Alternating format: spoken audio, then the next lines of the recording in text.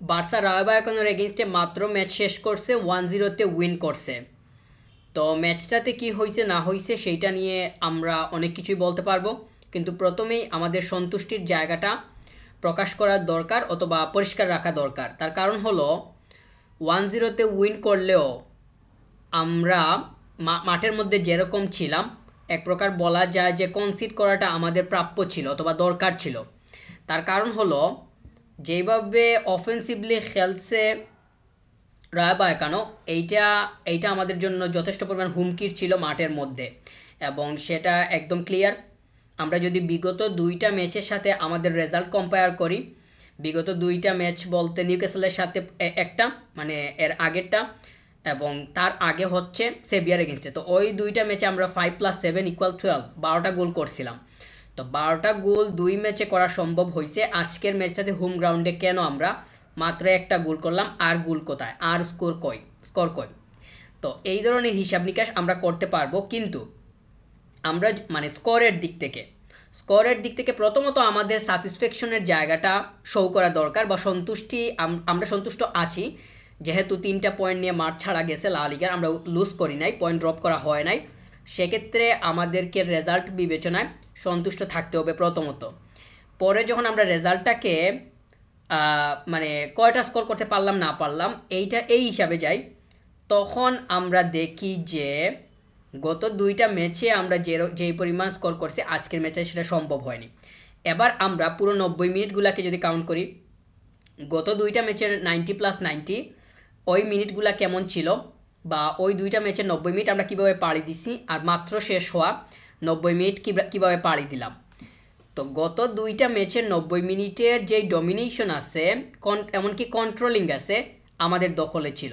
ম্যাচের 90 মিনিটই আমি বলবো যে নিয়ন্ত্রণ করছি আমরা, মাঝখান থেকে শুরু করে ফাইনাল থার্ড দুই জায়গাতেই আমাদের আধিপত্য ছিল। কিন্তু সদ্য শেষ হওয়া রায় বায়াকানের এগেনস্টে যে 90 মিনিট, সেইটাতে কি আমরা বলতে পারবো নিয়ন্ত্রণ আমাদের পক্ষে ছিল? আমরা নিয়ন্ত্রণ করছি অপোনেন্টকে, অথবা নিয়ন্ত্রণ তো পরের বিষয়, আগে তো ডমিনেট করতে হবে। তো আমরা কি এটা বলতে পারবো? আমি বলতে পারতেছি না। 50-50 ছিল। তারা যথেষ্ট পরিমাণ ব্রেভলি খেলছে, তাদের পরিকল্পনা ছিল পরিষ্কার, তারা অ্যাটাকিং খেলবে, অফেন্সিভ ওয়েতে আগাবে, এটা আগেই পরিকল্পনা করে আসছে। এবং বার্সার এগেনস্টে আমরা দেখছি তারা কিভাবে খেলছে। হুয়ান গার্সিয়া যেভাবে মাঠের মধ্যে ছিল, সে এমবিপি হয়েছে। Juan Garcia man of the match deserve করে, মোস্ট ভ্যালুয়েবল প্লেয়ার হওয়াটা ডেজার্ভ করে। আমরা দেখছি ম্যাচের শুরুর দিকেই তার কিন্তু ছুট একদম পরিষ্কারভাবেই আমাদের সামনে আসে, অথবা এই ফিলিংসটা আবারও দেখা দেয়। তো ওই সময়ে তাকে কিন্তু কোচিং ডিপার্টমেন্ট তারা কিন্তু উঠিয়ে নেয় নাই, তাকে রাখছে। আমরা হ্যান্সি ফ্লিক তথা পুরো কোচিং প্যানেলকে এই জায়গাতে অ্যাপ্রিসিয়েট করতে হবে। এই কারণে তারা কিন্তু তাদের প্রেডিক্টেবিলিটির যে জায়গাটা, এইটা তারা প্রদর্শন করতে পারছে। সেটা কিভাবে আমরা এই মুহূর্তে অনুমান করতে পারতেছি, খুব ভালোভাবে অনুভব করতে পারতেছি ম্যাচের শেষ 10 থেকে 15 মিনিট, 15 অথবা 10 মিনিটস, এটা কতটুকু পরিমাণ ক্রুশাল ছিল।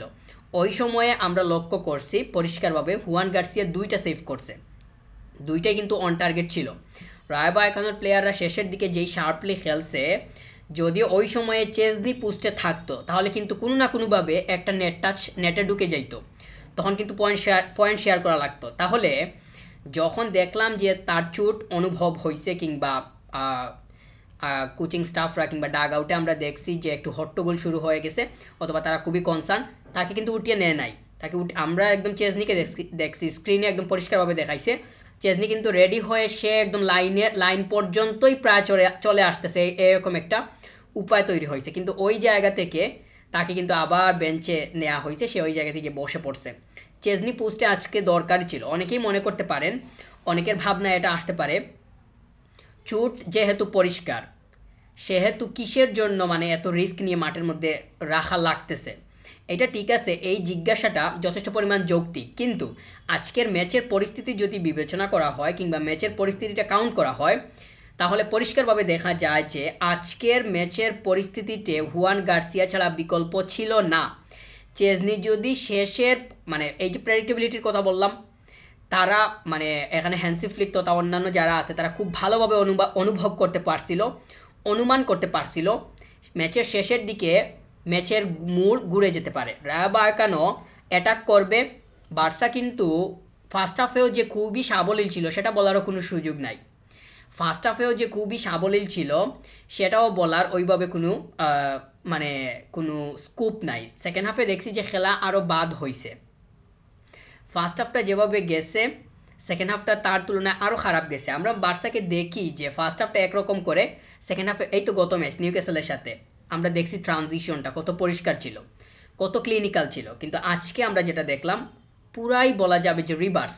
তো এইটা এক প্রকার বলা যায় যে ফ্লাকচুয়েশনের একটা মানে ট্রেট একদম পরিষ্কারভাবেই আমরা দেখতে পারতেছি। এনিওয়ে, আজকে চেজনিকে একদম পাঠানো হয়ে যাওয়ার প্রায় উপক্রম তৈরি হয়েছিল, কিন্তু হুয়ান গার্সিয়াকে এক প্রকার বলা যায় যে বাধ্য হয়ে রাখা লাগতেছে। কারণ ম্যাচের পরিস্থিতি কিংবা 90 মিনিট যদি আমরা কাউন্ট করি তাহলে দেখা যায় যে এই পরিস্থিতিতে এই পরিবেশে অবশ্যই হুয়ান গার্সিয়ার মতো কিপারকে পুষতে দরকার ছিল। আরেকটা কথা বলি, হুয়ান গার্সিয়া ভাঙ্গা পা নিয়ে যেই পারফর্ম করবে এই মুহূর্তে, একদম সুস্থ সবল অবস্থায় থেকে চেজনি ওই পারফর্ম করতে পারবে না। এই কথাটা বলছি এই কারণে আমরা দেখতেছি পরিবেশ পরিস্থিতি কিংবা পারফর্ম বিবেচনায় যেটা আমাদের সামনে একদম ক্লিয়ারলি আসতেছে সেটা অনুযায়ী বললাম। চেজনিকে কোনোভাবেই অসম্মান করতেছি না বা এই ধরনের কথা বলে তাকে কোনোভাবেই হ্যাঁ করে দেখতেছি না, ছোট করে দেখতেছি না, এরকম কোনো সুযোগই নাই। আমাদের যে সময় খুব বেশি পরিমাণ ক্রাইসিস চলতেছিল গোল পোস্টে, ওই সময় চেজনি কিন্তু আসছে ত্রাণকর্তা হয়ে। বার্সা যখন খুব বেশি পরিমাণ তৃষ্ণার্ত তখন পানি হিসাবে আসছিল চেজনি, অতএব তাকে অসম্মান করার কোনো সুযোগ নেই। কিন্তু আমরা যখন কথা বলি তখন তো পজিটিভ নেগেটিভ দুই সাইডকেই সামনে নিয়ে আসা লাগে। অতএব এই জন্যই বললাম ভাঙ্গা পানীয় যদি হুয়ান গার্সিয়াকে পুস্টে এই মুহূর্তে রাখা হয়, এই ভাঙ্গা পানীয় যেই পারফর্ম করবে, চেজনি একদম ফিট থাকলেও ওই একই লেভেলে পারফর্ম করতে পারবে না সোজা হিসাব। এই জন্যই মূলত চেজনিকে বেঞ্চেই রাখা মানে হয়েছে, তাকে কোনোভাবেই মাঠের মধ্যে পাঠানো হয় নাই। তাকে যদি মাঠের মধ্যে ওই সময়ই পাঠানো হইতো তাহলে ম্যাচে ঘুরে যাইতো একদম শেষের দিকে। আমরা কিন্তু শেষের দিকটা যদি কাউন্ট করি অনেক কিছুই হয় ম্যাচের মধ্যে। তো 90 মিনিট ফুটবল, আমরা তো একটা ম্যাচকে যখন ম্যাচ নিয়ে কথা বলা লাগে বা কথা বলি আমরা বা বলবো, তখন তো শুধু ফার্স্ট হাফ কিংবা শুরুর দিকটা বিবেচনা করলে হবে না, ওই সময় প্রেডিক্ট করতে হবে যে শেষের 15 মিনিট কী অপেক্ষা করতেছে। তো আজকে আমরা সেটা দেখলাম। এই তো শুরুর দিকেই তো মানে হুয়ান গার্সিয়ার সমস্যাটা দেখা দেয়, তাকে কি উঠিয়ে নিছে? নেয় নাই। কারণ কি, একদম শেষের 15 মিনিট 20 মিনিটটাকে বিবেচনায় নেওয়া হয়েছে যে ও যদি না থাকে তাহলে ওই সময়টাতে কি হবে। কোনো মতে সে মানে ম্যাচটা শেষ করতে পারছে। এবং অবশ্যই আমাদেরকে এটা আমরা মনে করতেছি যে পজিটিভ কোনো সিগন্যাল ছিল। এখানে যারা ফিজিও আছে তারা হয়তো পজিটিভ কোনো সিগন্যাল দিছে যে ম্যাচ রান করতে পারবে, সে কন্টিনিউ করতে পারবে, যার ফলে সেটা সম্ভব হয়েছে। এনিওয়ে, এখন এটাই বলবো চেজনিকে মানে হুয়ান গার্সিয়াকে নিয়ে সে যাতে রিকভার করে পরের ম্যাচে আবার ফিরে আসে। যদি এক সপ্তাহ মাঠের বাইরে রাখা যাইতো তাহলে ফ্রেশভাবে পরে আমরা পাইতাম। তো এই সুযোগ এখন আছে কিনা বা এটা সম্ভব হবে কিনা আই ডোন্ট নো। এটা তো আসলে এখন তো ম্যাচ যা আসতেছে সামনে সবগুলাই ইম্পর্ট্যান্ট। তো দেখা যাক মানে কি আসে সিদ্ধান্ত, অথবা হুয়ান গার্সিয়া পরবর্তী ম্যাচে মাঠের মধ্যে নামে কিনা। যেহেতু তার মানে ইনজুরিটা আমাদের সামনে পরিষ্কার, মানে ছোট হোক বড় হোক এইরকম তো আসলে রিস্ক নেওয়াটা কোনোভাবেই মানে ভালো কোনো কিছুকে ইঙ্গিত করে না। দেখা গেলো এই রিস্ক নিয়ে মাঠের মধ্যে রাখা লাগতেছে, এমন কোনো একটা মানে চার্জের সম্মুখীন হইলো, ট্যাকলের সম্মুখীন হইলো ম্যাচের মধ্যে, যেটার ফলে দেখা গেছে যে হাঁটুতে আরও বেশি পরিমাণ যেই জায়গাতে সমস্যা মানে ওই জায়গাতে আরও বেশি পরিমাণ একটু মানে টাচ লেগে গেছে বা একটু এদিক সেদিক হয়ে গেছে। পরবর্তীতে দেখা যাবে যে অপারেশন লাগবে অথবা সার্জারি লাগবে, তখন তো আরও 4 মাস 5 মাসের অপেক্ষা করতে হবে। এই জন্য বলতেছি এক সপ্তাহের জন্য যদি তাকে বাইরে রাখা যায় রেস্টের উদ্দেশ্যে, পরে আমরা দেখবো যে সে রিকভার করে ফ্রেশ হয়ে মাঠের মধ্যে ফিরে আসছে, এটাই চাইতেছি। এখন দেখা যাক কী হয়, পরবর্তী আপডেট আসলে সেটা অনুযায়ী আমরা হুয়ান গার্সিয়া সম্পর্কে বলতে পারবো। আমি অবশ্যই অ্যাপ্রিসিয়েট করতে চাই মানে রোনাল্ডো আরাউহোকে। আমি অবশ্যই মনে করি রোনাল্ডো আরাউহো একদম কমপ্লিট মানে ফুটবলার হিসাবে, সে একজন প্লেয়ার হিসাবে 51% তার পজিটিভিটি আছে। আমি মেজরিটি তার পজিটিভিটি এই কারণেই ধরবো, মানে রোনাল্ডো আরাউহোকে এই মানে কয়েকটা মানে ম্যাচ অথবা এই রিসেন্ট সময় বিবেচনা করলে আসলে হবে না। আমরা জানি চেলসির এগেনস্টে সে কয়েকদিন আগেই চেলসির মাঠে কী করে আসছে সেটা আমাদের সামনে পরিষ্কার। কিন্তু ওইগুলা তো মানে একটা প্লেয়ার আমরা জানি এরকম কিছু প্লেয়ার আছে যাদের পজিটিভ সাইডটা 75% থেকেও বেশি, এরকমটা আছে আমরা মানতে বাধ্য। কিন্তু সবাই তো আসলে 75% পজিটিভিটি নিয়ে মাঠের মধ্যে নাই, এটাও তো মানতে হবে। রোনাল্ডো তেমনই একজন, কিন্তু 51% তার পজিটিভিটি আছে, এটা আমাদেরকে মানতে হবে। কে মানবে না মানবে আই ডোন্ট নো, তবে আমি অবশ্যই তার মেজরিটি জায়গাকে প্রাধান্য দিচ্ছি, অ্যাপ্রিসিয়েট করতেছি। এবং আজকে তার গুলে আমরা 3টা পয়েন্ট নিয়ে মাঠ ছাড়ছি। তার হেডিংটা যথেষ্ট পরিমাণ প্রফেশনাল ছিল হেডিংটা। তার পজিশনিং ভালো ছিল, সে রেসপন্সিবিলিটি ভালোভাবে শো করছে, সে যে রেসপন্সিবল ওয়েতে মাঠের মধ্যে নামছে, এটাই তার একটা বই প্রকাশ। তো এনিওয়ে আমি এটাই মনে করতেছি রোনাল্ডোকে অ্যাপ্রিসিয়েট করা দরকার। সে কতদিন বার্সায় থাকবে না থাকবে সামনের দিকে এটা তো আমাদের জানা না। তার কন্ট্রাক্ট যতদিন আছে ততদিন পরে কন্ট্রাক্ট রিনিউ হয় কিনা এটা পরবর্তীতে দেখা যাবে। তবে অবশ্যই অ্যাপ্রিসিয়েট যখন করা প্রয়োজন তখন আমরা করতে বাধ্য, যেহেতু মানে হুয়াও ক্যান্সেলও আমরা দেখছি মাঠ ছাড়ছে। এখন ইনজুরি হইল কি না না হবে না আশা করতেছি, পরবর্তী মাঠে ফিরে আসুক এটাই চাইতেছি। স্পার্টা আসছে, পরে খেলছে। একটু যদি ম্যাচের বেতন নিয়ে কথা বলি, ম্যাচের বেতন নিয়ে যদি আবারও বলি, মাঝখানের কন্ট্রোলিংটা আমাদের দখলে ছিল না, ডমিনেশন কোনোভাবেই, কোলাবোরেশনটাও মিলে নাই, কোলাবোরেটিংটাও কোনোভাবেই যে হয়েছে সেটা বলারও কোনো সুযোগ নাই। আমরা দেখলাম যে রায়ো ভায়াকানোর প্লেয়াররা বা অপোনেন্ট খুব ভালোভাবেই সুবিধা নিচ্ছে, অথবা তারা তাদের প্রভাবটাও খাটানোর চেষ্টা করতেছে। বার্সা কোনোভাবেই প্রভাব বিস্তার করতে পারে নাই। মাঝখানের সাথে ফাইনাল থার্ডের যে কানেকশন আমরা প্রত্যাশা করছিলাম এইটার দেখা পাই নাই, তো এটা প্রয়োজন ছিল। কিন্তু এইটা মানে আমরা যদি গত 2টা ম্যাচকে সামনে নিয়ে আসি, অবশ্যই আনতে হবে, কারণ গত 2টা ম্যাচে আমরা 12টা স্কোর করছি, আজকের ম্যাচে একটা হবে কেন? এটা তো হোম গ্রাউন্ডে খেলা হচ্ছে। আগের 2টা কি জঙ্গলে হয়েছিল নাকি কোথায় হয়েছিল? আগের 2টাও তো ক্যাম্প নুতে হয়েছে। তো এই আগের 2টা তো ক্যাম্প নুতে হয়েছে, এই ম্যাচটা কোথায় হইলো? তাহলে অপোনেন্ট যদি আমরা আলটিমেটলি লেভেলিং করি, তাহলে তো সেভিয়া এবং নিউক্যাসল ইউনাইটেড এই 2টা মানে রায়ো ভায়াকানো থেকেও বেটার। মানে যদিও আমরা জানি যে সেভিয়া রায়ো ভায়াকানো তারা লা লিগাতে কীরকম পারফর্ম করে, অথবা মানে লা লিগার বিবেচনায় যথেষ্ট টাফ অপোনেন্ট।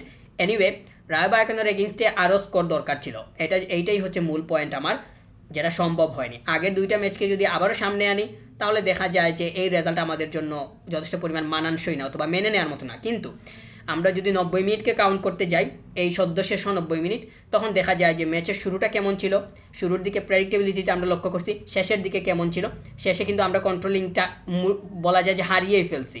তারা যেই 2টা শ্যুট করছে অপোনেন্ট, হুয়ান গার্সিয়ার জায়গায় চেজনি থাকলে এই মুহূর্তে 1 পয়েন্ট নিয়ে মাঠ ছাড়া লাগতো। এনিওয়ে সেটা করা হয় নাই, আমি অনেক বেশি পরিমাণ খুশি, স্যাটিসফ্যাকশন লেভেল ভালো, হাই বলবো, সমস্যা নেই, সন্তুষ্ট আছি। একটা স্কোর হয়েছে কোনো সমস্যা নেই, অপোনেন্ট ভালো খেলছে, তাদের এটাকে মানে ভাবা দিতে হবে। কারণ নিউক্যাসল এসে 7টা খেয়ে গেছে, সেভিয়া এসে 5টা খাইছে, তারা হজম করছে একটা। তো অবশ্যই অপোনেন্টকে এই জায়গাতে মানে ক্রেডিট দিতে হবে, ভাবা দিতে হবে তাদেরকে। বার্সা পরবর্তী ম্যাচে ফিরে আসবে, সেটার অপেক্ষায় আছি। Thank you very much, subscribe.